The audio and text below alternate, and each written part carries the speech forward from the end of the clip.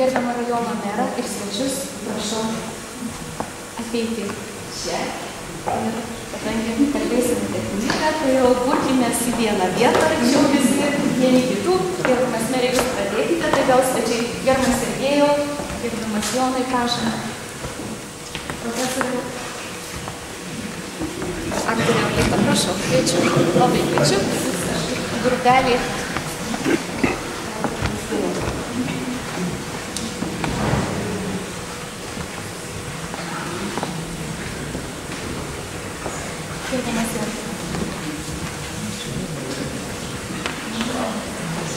Gerbiamas Jonai, prašome arčiau mūsų.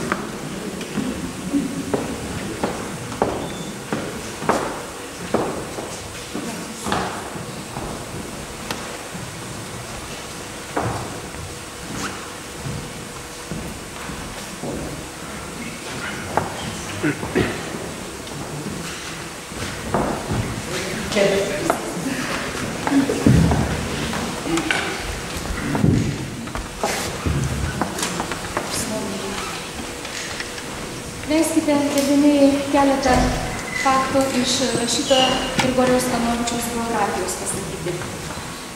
Grigorijus Kanovičius vienas žinomiausių šiuolaikinių žydų rašytojų, prozininkas, dramaturgas, vertėjas, kino scenarijų autorius. Rašytojas gimė 1929 metais, birželio 18 dieną Jonavoje. Čia prabėgo rašytojo vaikystė, o prasidėjus karui Kanovičių šeima persikėlė į Kazachstaną. 1945 metais šeima grįžta į Lietuvą ir apsigyvena Vilniuje. Grigorijus Kanovičius baigė Vilniaus universitete slavistikos studijas ir vėliau pradėjo dirbti Lietuvių kalbos ir literatūros institute, o vėliau Lietuvos kino studijoje. Spaudoje debiutavo 48 metais. Nuo 1954 metų yra Lietuvos rašytojų sąjungos narys. Kūrė kino ir teatro dramaturgiją bei stambiąją prozą.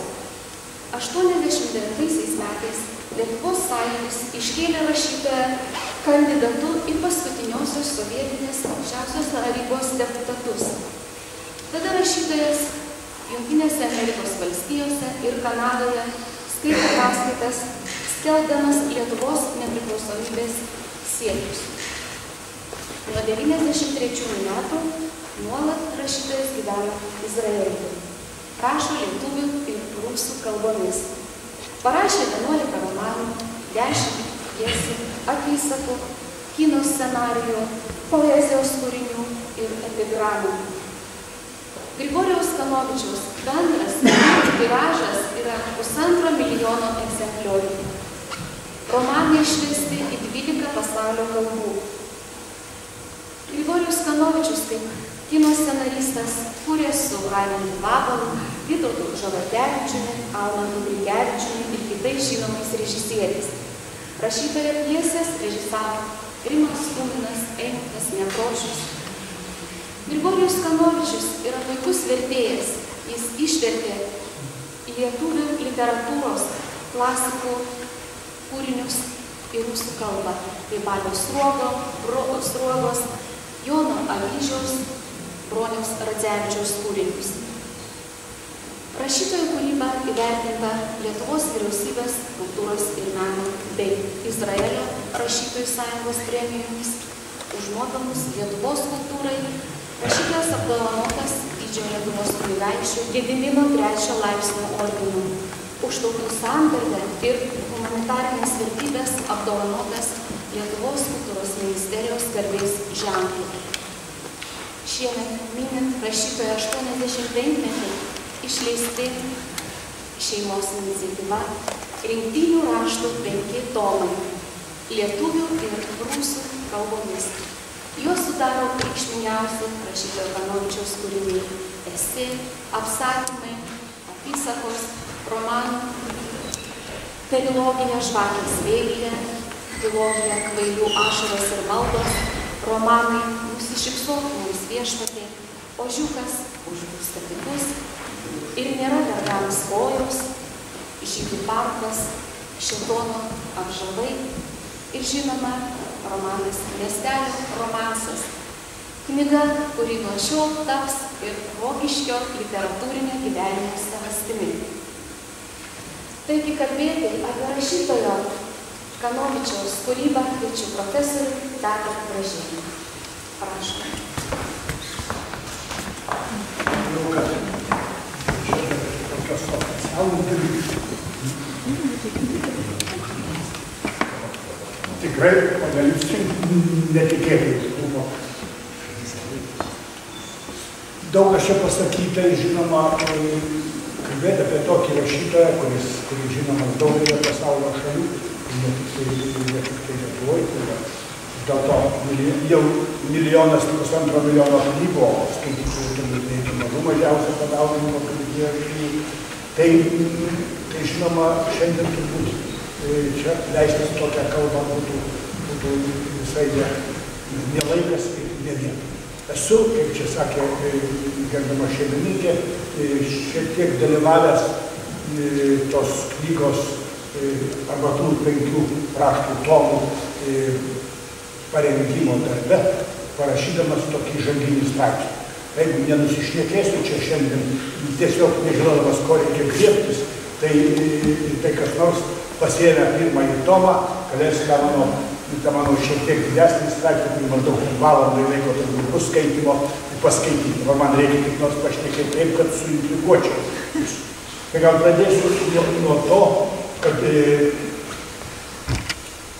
šitie metai man savotiškai yra jubiliejai pažinties, draugystės nesakau, čia per daug įžalu iš mano pusės, pažinties su Kanovičiumi metų. Būdamas 4 kurso studentas, 64 metais, tai nuo 1000-mečio, nuo 100-mečio metais, mes skaitėm jo epigramų ir parodijų, tokį rinkinį Taip lekim, smarkiai Stasio irgi amžinatilsį Krasausko iliustruota ir aišku, ginčijomės, svarstėm, džiaugiamės, bent jau kai ką, 4 kurse lietuvių rašytojus žinojom, bet tokių žvilgsnių, kokį Kanovičius juos pažiūrėjo, mes žinoma nebuvom. O kadangi dar patiems turintiems tokių fantazijų svajonių, buvo labai smagus, galima nusišaipyti iš Mieželaičio, ir iš Baltakio, ir iš Lankausko, ir iš Venclovos, ir Karano, didžiojo, senojo Venclovo. Dabar jau didysis tai šitas Romas, bet jo tėvas. Nu, va, tai tokia buvo pažintis 50 metų. Tai žodžiu, jeigu būna toks. Lygia mano atminti dar 1 metai su Kanovičiu, kai mes kartu vasarą leidom Nidoj. Ir man tada gyvenime buvo tas, šiaip kaip ir kiti kaimo vaikai, gal tokių turėjau žinoma, supratimą ribotą apie daugelį dalykų, kas Lietuvoje vyko, nors tuo metu tai jau žinoma buvo daug kas žinoma, bet aišku, daugiau gal apie tragediją, apie holokaustą, apie, sakysim, žydų istorijos arba, sakysim, santykio, tą, ką mes dabar su šiurpu klausome, žinias apie tai, kas vyksta ten tarp Izraelio ir Palestinos. Tai žinoma, tada man buvo, mes išeidom kažkaip, nežinau, ko aš ten nusipelniau, gal todėl, kad buvau klusnus klausytojas ir mes daug vakarų praleidom išėję pasivaikščioti nuo ten kūrybos namų iki jūros. Ir tada aš tiesiog gavau visam gyvenimui likusią dovaną supratimą apie daug ką. Nuo, taip sakant, Biblijos palikimo arba tiesų, nes tikrai buvo labai toks kuklus žmogus, orus, bet kuklus žmogus. Ir žinoma, niekada nelaikėsi, taip sakant, kokį Biblijos pranašų, bet žinoma, mes jaunesni, tai šitaip jį žiūrėdom, todėl kad pirmiausia, taip versti, taip žiūrėti, vertė jo pati kūrybą. Ir dabar galima būtų prabėgus tuos dalykus, kadangi čia romanai, apie 10 romanų 11, jie buvo visi išvardinti, šiandien kalbam apie knygą, kuri susilaukė tokio garbingo apdovanojimo, ir gal šiek tiek pradėsim nuo jos, jeigu dar liks kokią minutę, tai dar prisiminti tuos 10 man, koks čia ryšys tarp jų yra. Tai va, kai pasakiau, kad kad 50 metų mūsų pažintis ir draugystė. Tai dar galiu vieną dalyką pasakyti, bet manau, nepalaikys manęs tai kažkur besigilinčių, bet Kanovičių aš vis dėlto visą prozą, nekalbu apie dramaturgiją, kino scenarijus, kai kurie gal man neskaityti, matyti tik tai filmuose, o prozą esu perskaitęs kartais. Kadangi kiekviena nauja knyga būdavo, žinoma, man savotiška dvasios šventė, aš jas buvau visas perskaitęs, bet kai leidykla ir kai kas iš Kanovičių giminės patikėjo man parašyti šitą įžangos žodį, tai žinoma, aš tada 13 metus paskyriau Kanovičių ir skaičiau viską iš eilės. Pirmiausia, žinoma, po miestelio romanų. Kasgi čia buvo? Dabar suprantu, kad tikriausiai šitoj salėj sėdi žmonės, kurie, jeigu ne visą Kanovičiaus prozą, tai bent jau keletą jo kūrinių yra skaitę. Jaunesni, žinoma, negalėjo skaityti ir sunku čia to ir pageidauti ir tuo labiau reikalauti, kad jau su miestelio romanų bus daugiau susipažinusių žmonių. Tai šitas romanas gauna ypatingą vietą visos Kanovičiaus prozos kontekste.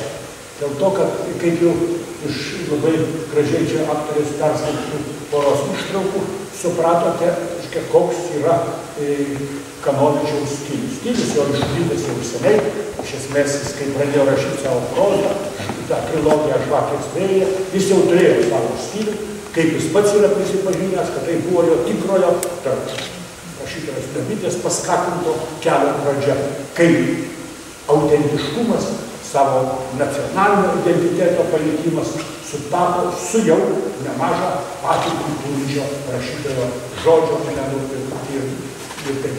Taip, kad čia randam tą patys. Prieš dar aš neatkreipti kelis, kad iš tų jūsų girdėtų ištraukų tik tai kelis momentus. Bet pirmiausia, jaučiat, koks yra pasakojimas, koks šmaikštus, kokie taiklus, tikslus, taiklus palyginimai.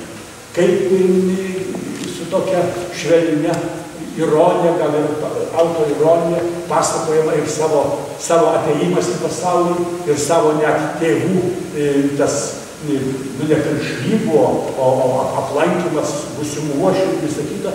Tai čia, žinoma, yra Kanovičiaus vienas iš tokių ryškiausių stiliaus bruožų. Jis taip sugeba sujungti tokią, sakyčiau, biblinę išmintį, kai jo herojai kalba, ir ne tik tai rabinai, bet ir koks idėjas, kartais išmintingiau pakalba už rabiną, tai atrodo, kad ten kažkokie filosofijos profesoriai kalbėtų.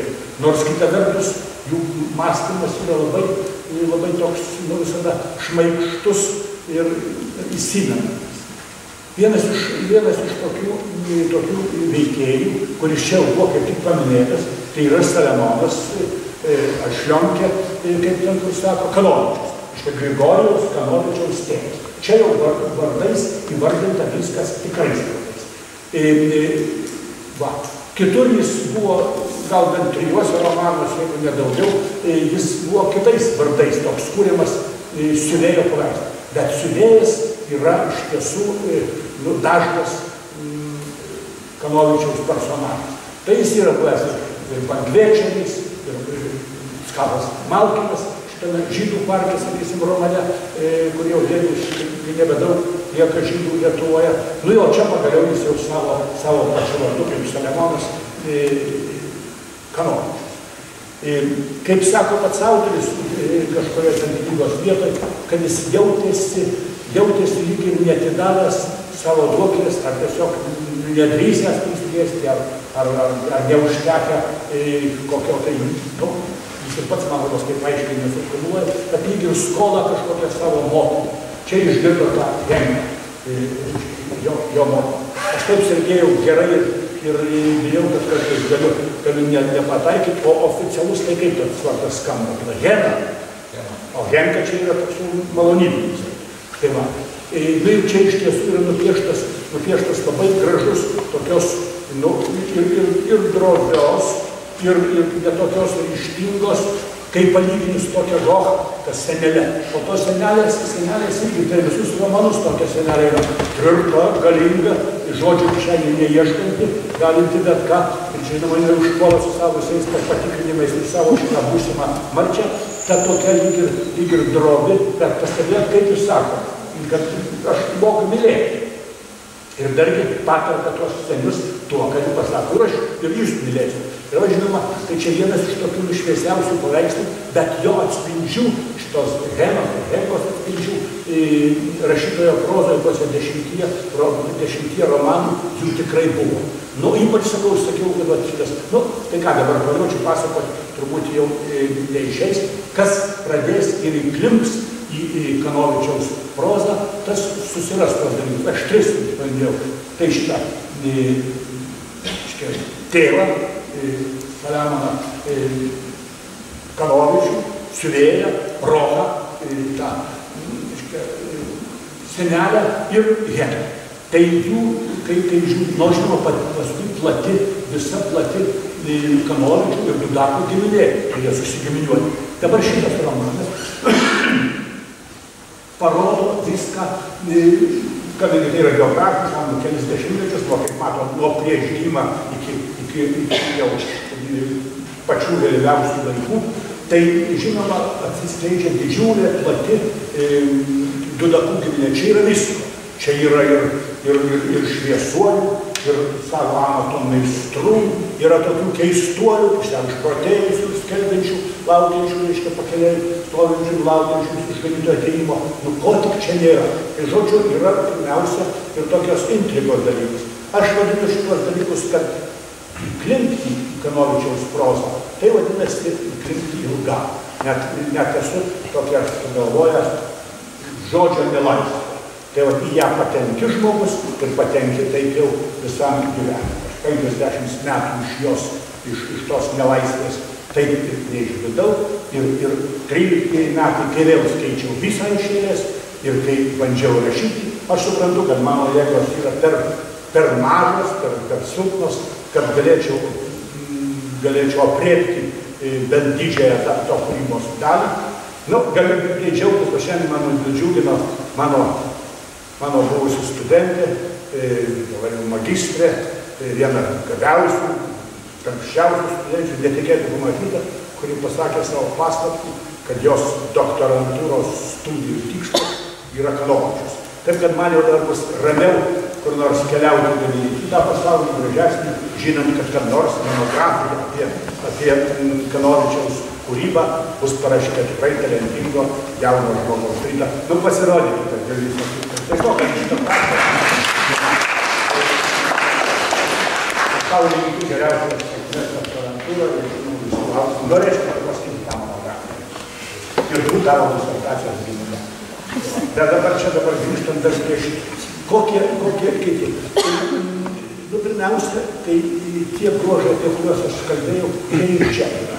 Yra tas duola lydintis humoras. Nors žinoma, ta šeima gyvena, užtenka gyvenime to vargo, užtenka, žinoma, išbandymų, nekalbant pačius didžiuosius, kurie dar laukia, bet yra visa dar prieškario Lietuva, su aišku, šiek tiek uždaro tos bendruomenės gyvenimo, jis prasiveria šiek tiek tams ryšiams ir kituose romanuose gal tų ryšių daugiau, bet čia yra toks lietuvis policininkas Giedraitis, kuris čia taip pat buvo, nežinau, kaip jūs taip parinko tas ištraukas, kad jūs tiesiog aktoriai, tai visus sudėjo tuos vardus praktiškai jo pristatė, tai o tas labai toks nupieštas įdomus tas policininkas, toks, šiek tiek ir gal pašaržuotas ir su humoru, bet jis, aišku, gražiai sutarė su tais Jonavos žydų bendruomenė, sunkiais momentais įspėja į kai ką, o iš tiesų aš pradėjau sakyti, bet gal visų nebaigiau, kadangi ten amatininkų, tai čia ką, jau buvo čia paminėta pačiam šitam skaitomo ištraukoj, kur sako, ką reikia daryti, geriau nesikišti į politiką, siūkit batus, siūkit ten švarkus, apsaržokit, bet nelyskit. Bet yra Kanovičius sukūręs tuose romanuose, jeigu to 10 romanų, ir visokių veikėjų. Yra čia tų, reiškia, kurie sveikino Stalino saulę. Jis šitų dalykų nevengė pasakyti.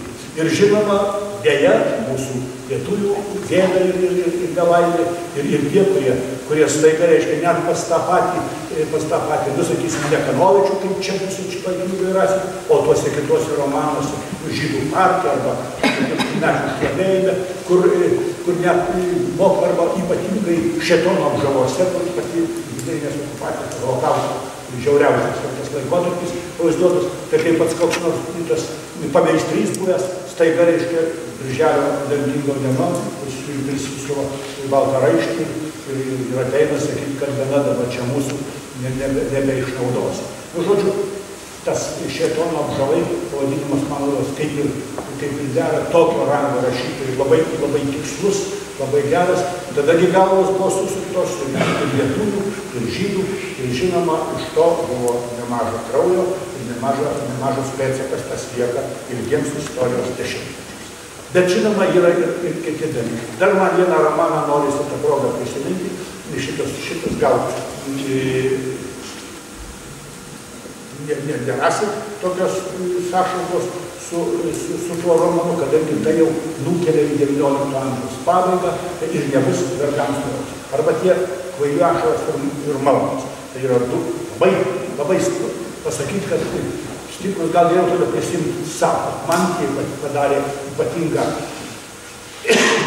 įspūdį, kadangi Kvailių ašaros ir maldose ten kaip tik labiausia tas, nu, gal tas religinis dievoieškinis toks momentas stipriausiai išreikštas. Ir svarbiausia irgi per tokį kvailelį, kad jis neša idėją, kuri to žmonės priverčia kažkaip keisti savo gyvenimą. O ir nebus svarbiams kvailus. Tai kadaise, aš man vykė toks daiktas, kad aš tada tuo laiku, žinoma, negalėjau iki galo pasakyti to, ką man labai norėjosi pasakyti apie tokį Dorskį,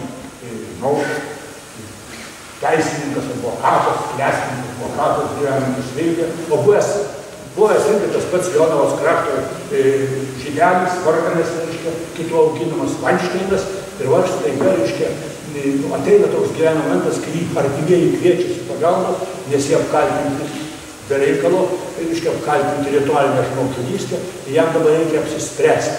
Ir va čia pasirodo visa Grigorijaus Kanovičiaus kaip menininko jėga.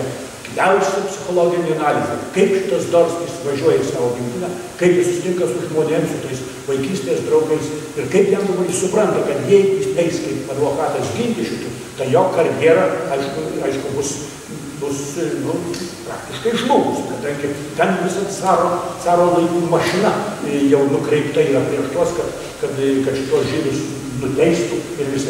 Nu, žodžiu, aš, suprantat, neturiu galimybės leistis į turinius, čia jau ką pavyks, kam kada skaityti, bet vis dėlto šitos romanus kur nors įsidėti. Nors kita vertus, o skaitai Žydų parką, vėl aš jau minėjau dar kartą grįžti, kadangi vienas iš paskutinių romanų, čia pasakoja irgi, vėl tas pats, nu ne tas pats, bet reikia Skakas Mautuvės, siuvėjas, lygia tų senųjų žydų nedaug ir va tie susirenka ir vis po kiekvieną, jeigu ne savaitę, tai mėnesį vis mažėja, kokie ryškūs paveikslai tapyti, kaip ten, kaip jie šneka, kaip jos jų kalbose tokios ironijos, ir saviironijos, ir žinoma tos biblinės išminties, ir vėl tokia, reiškia, šita buvusio saugumo fotografo žmona, Salistė, kuri užmirštus, kartais ir neaišku,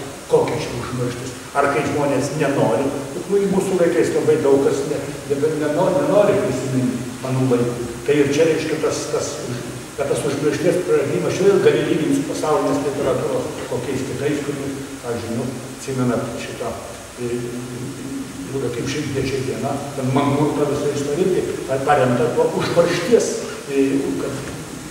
kad tai ten kitaip buvo fiziškai suspausta galva, iš jos pašalinta viskas, kai net motinas nepažįsta. Bet čia irgi tas žmonių užmaršumas ir kartais pagalvoju šiais laikais, sakykime, kad ir mūsų tautiečių yra kartais nežinančių, kartais tikrai primiršusių, kartais nenorinčių kai ko prisiminti.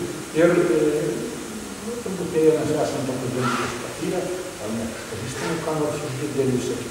Tai bet Kanovičius šituose disputuose tokia tiesioginė publicistinė prasme jis nedalyvavo. O čia yra vienas iš didžiųjų menininkų išbandymų, kad neskelbti savo tiesos, ten yra kiti dalykai. Jis yra parašęs publicistinių straipsnių, bet aš ne. Bet grožinėje kūryboje jis tokių dalykų niekada nebando spręsti. Jo yra matuojama žmogus pagal aukščiausius tiesos, teisingumo, psichologinio autentiškumo kriterijus. Vat visus šitos dalykus sudėjus, aš galiu tik tai pasidžiaugti, kad reikli ir labai kompetentinga vertinimo komisija iš didelio pluošto, jei pasiūlytų kūrinių, pasirinko Grigorijaus Kanovičiaus Miestelio romanas. Tikrai vertai pasirinko ir aš žinoma, jeigu būčiau kokį patarėjų buvęs, tai žinoma, nieko šito nebūčiau siūlęs, kad tas pasirinkimas. Galų gali ne bet kokią premiją, Liudo Dovydėno premiją. Žmogaus, kuris anais laikais Lietuvoje buvo vienas iš nedaugelio, turbūt 5 pirštų nebuvo nacionalinės premijos laureatų. Tai čia žinoma premija, kuri pareigoja ir bet kokį leidyklos siūlomą, kur išleidžia kokį nors, sakyčiau, vidutinės, nevartosiu kokį nors, negražių žodžių, bet vidutinės tokios prozos kūriniai ir bandyti pasiūlyti. Tai šiandien Alvydas Štapikas perskaitė sąrašą, tai trupučiuką aš nustebau, kaip galima tokį premiją, kaip užžiūrėti, kad mes išleidžiame, tai mes ir pasiūlysim. Tai žinoma, aš kaip komisijos nariui, aš tikrai sveikinu jūs su išmintingu, labai reikliu sprendimu, nes Liudo Dovydėno premijos šitų laureatų vidutinio būti negali. Ir dar vieną dalyką, paskutinį tokį gal žmogišką akcentą.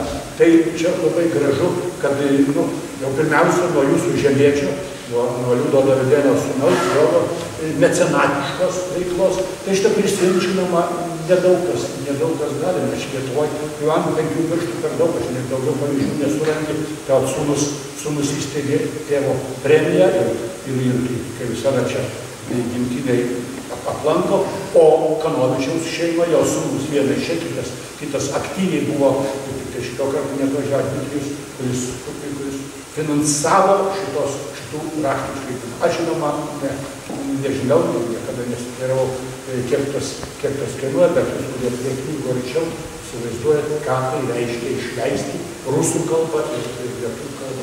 Tai gražus yra giminės įamžinimą. Bet mačiau šiandien tokią gražią knygą, kur Dovydėnų šeimos visa gentis įamžinta. Tai va, kai dalyvauju tokioj šventėj, tai yra ne tik tai kažkoks tai intelektualinis toks pobūdis, bet yra ir didelė dvasinė šventė. Tai yra kažkokio mūsų, sakyčiau, čia daug bijau, čia bus per daug skambių žodžių, kuriuos tikiuosi, kad dar daug kas šiandien pasakys. Aš atsiprašau, kad taip turiu per ilgai.